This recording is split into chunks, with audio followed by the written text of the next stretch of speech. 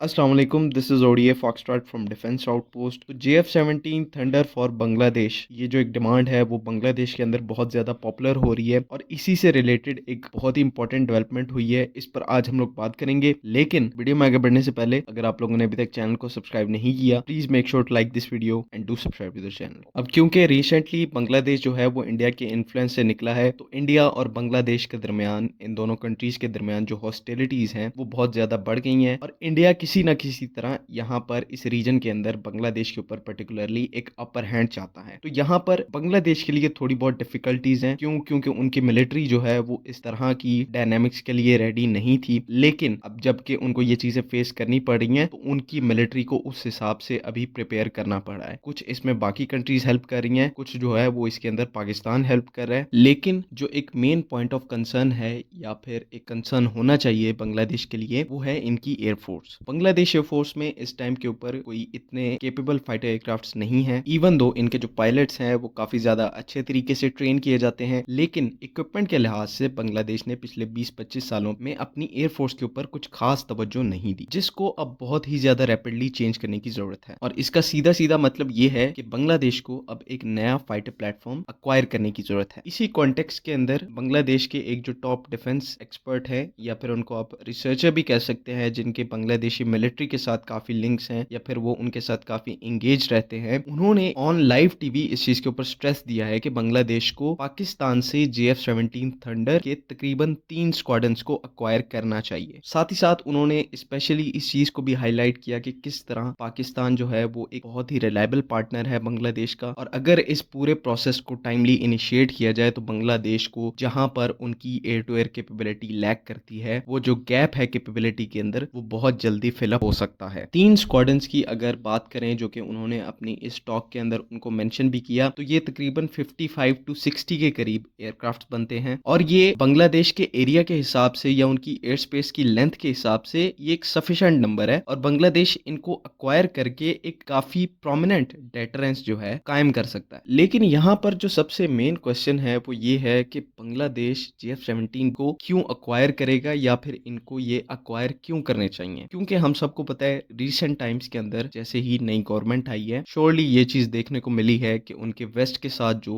Relations है वो बहुत ज्यादा इंप्रूव हुए हैं, और western countries including United states Bangladesh को अब बहुत ज्यादा प्रेफरेंस देते हैं। तो इसी को अगर कॉन्टेक्स्ट बनाकर आप डिफेंस की फील्ड के अंदर देखेंगे, तो यूनाइटेड स्टेट्स इस टाइम पर हर वो वेपन सिस्टम बांग्लादेश को एक्सपोर्ट करने के लिए तैयार है जो कि वो अपनी बाकी फ्रेंडली कंट्रीज को एक्सपोर्ट कर सकता है। मतलब कि एडवांस फाइटर जेट्स हो गए, लेटेस्ट मिलिट्री इक्विपमेंट हो गया। मतलब बात करने का ये है कि at this point of time Bangladesh को हर केपेबल वेस्टर्न 4th जेन एयरक्राफ्ट अवेलेबल है, वो उसको अक्वायर कर सकते हैं, चाहे वो अमेरिकन F-16 हो, चाहे वो यूरोफाइटर टाइफून हो, चाहे वो साब ग्रिपेन हो। इस तरह के जितने भी पॉपुलर वेस्टर्न एयरक्राफ्ट हैं, बांग्लादेश इनको इजीली एक्सेस कर सकता है या फिर बाय कर सकता है। लेकिन यहाँ पर एक कैच है। हम सब जानते हैं कि वेस्टर्न एयरक्राफ्ट जो होते हैं, फाइटर एयरक्राफ्ट, वो बहुत ही ज्यादा केपेबल होते हैं, लेकिन उनके साथ एक सबसे बड़ा ड्रॉबैक जो होता है वो ये है कि वो फाइटर जेट से ज्यादा एक इन्फ्लुएंशियल टूल होते हैं, जो कि किसी भी कंट्री को कंट्रोल करने के बहुत काम आते हैं। वेयर एज अगर आप ईस्टर्न कंट्रीज से फाइटर जेट्स को कंपेयर करें, जिसमें मेनली पाकिस्तान से अगर आप JF-17 को ले लें, चाइना से आप J-10C को ले लें, यहाँ पर जो है वो केस बिल्कुल भी ऐसा नहीं है। एक तो बांग्लादेश अगर पाकिस्तान या चाइना से एयरक्राफ्ट को अक्वायर करता है तो ये अपनी विल के ऊपर इन एयरक्राफ्ट को यूज कर सकते हैं। दूसरा ये कि इनको कभी भी उस एयरक्राफ्ट से रिलेटेड सपोर्ट जो है वो बंद नहीं होगी नॉर्मल हालात के अंदर, क्योंकि पाकिस्तान भी एक ग्रोइंग डिफेंस मार्केट है, चाइना भी है। तो ये दोनों कंट्रीज कभी भी नहीं चाहेंगी कि इनकी जो ग्रोइंग डिफेंस मार्केट है वो किसी तरीके से कॉम्प्रोमाइज हो या इसका किसी तरह से बैड इंपैक्ट पड़े। और स्पेशली अगर आप पाकिस्तान और बांग्लादेश का केस देखें, यहाँ पर सिर्फ मार्केटिंग स्ट्रेटेजीज नहीं है, यहाँ पर एक ऐसी दो कंट्रीज आ जाती हैं जो कि पहले एक ही मुल्क हुआ करते थे। तो यहाँ पर नॉर्मल चीजों से ज्यादा जो हमारे सेंटिमेंट्स हैं बांग्लादेश और उसके लोगों के बारे में, वो बहुत ज्यादा काउंट होते हैं। तो अगर बांग्लादेश पाकिस्तान से स्पेशली JF-17 थंडर्स को अक्वायर करता है, तो ना सिर्फ हम इनको टॉप नॉच एयरक्राफ्ट प्रोवाइड करेंगे, अपने ब्रदरली कंट्री होने के तौर पर इनको टॉप क्लास की लॉन्ग टर्म सर्विस दी जाएगी, साथ ही साथ इनको ट्रेनिंग भी भरपूर दी जाएगी। और हमारे हिसाब से यही बांग्लादेश के लिए एक बेस्ट अपॉर्चुनिटी है, और लॉन्ग टर्म सस्टेन करने के लिए, अपनी एयरफोर्स को सस्टेन करवाने के लिए, उनकी कैपेबिलिटीज को मेंटेन करने के लिए यही जो अप्रोच है वो बहुत ही ज़्यादा बेहतर रहेगी। और इवन ना सिर्फ हम अपने एयरक्राफ्ट को बांग्लादेश को एक्सपोर्ट कर सकते हैं, बल्कि हम बांग्लादेशी एयरफोर्स उनकी एरोनॉटिकल इंडस्ट्री को इस लेवल के ऊपर भी ग्रो करवाने में हेल्प कर सकते हैं कि वो फ्यूचर में अपने एयरक्राफ्ट्स को डिज़ाइन, डेवलप और मैन्युफैक्चर कर सकें। तो ओवरऑल ये जो पॉपुलर डिमांड बनती जा रही है बांग्लादेश में JF-17 थंडर को अक्वायर करने की, आई होप कि इसमें जो है वो पॉजिटिव इसका रिजल्ट निकले और पाकिस्तान और बांग्लादेश की डिफेंस कॉपरेशन जो है वो मजीद डीप हो। इसी के अंदर दोनों कंट्रीज का फायदा है। आई होप कि आप लोगों को बातें सारी जो है वो समझ में आ गई हैं, लेकिन इससे रिलेटेड अगर कोई क्वेश्चंस है तो काइंडली आप कमेंट्स में ज़रूर पूछें। बाकी अगली वीडियो तक के लिए अल्लाह हाफिज़।